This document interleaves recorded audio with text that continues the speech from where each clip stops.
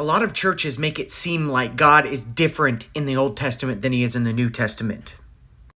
And they do this because they don't know the context of the Bible. Therefore, they are teaching you a bad unbiblical doctrine. And I'm going to show you in this video why context in the Bible matters. 1 Samuel 9, there was a man of Benjamin whose name was Kish. And his son ended up becoming King Saul. In 1 Samuel 15, God anoints Saul as king of the people of Israel. And God said to Saul, I've noted what Amalek did to Israel in opposing them on the way out of Egypt. You can read about this in Exodus 17. So God orders Saul to destroy Amalek, all the men, women, and children, even all the animals. This is where most people stop and say, oh, God's a big meanie head, he's evil. But let's actually learn the context of this before we pass judgment. Deuteronomy 25, remember what the Amalekites did to you on the way out of Egypt. How he attacked you on the way and when you were faint and weary and cut off your tail. Those who were lagging behind you, and he did not fear God. Therefore, when the Lord your God has given you rest from all your enemies around you in the land that the Lord your God is giving you for an inheritance to possess, you shall blot out the memory of Amalek from under heaven, and you shall not forget.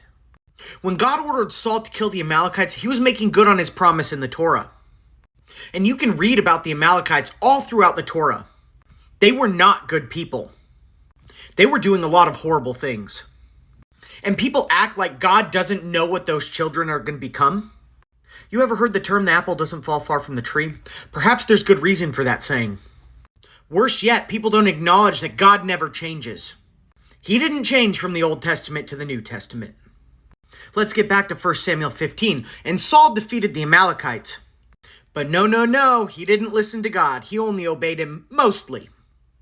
But Saul and the people spared Agag and the best of the sheep and the ox and the calves.